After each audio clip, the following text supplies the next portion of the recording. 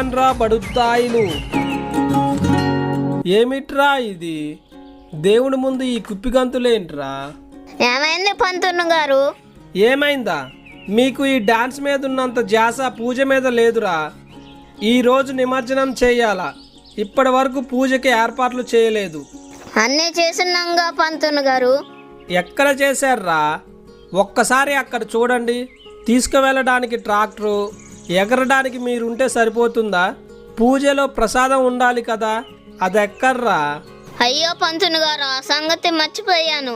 అదే కదరా నేను చెప్పేది. అర్జెంటుగా ప్రసాదం పట్టుకొస్తే పూజ మొదలు పెట్టేస్తాను. విగ్రహం కదిపాక మీరు గంతులో వేసుకోండి. ఇంకేదైనా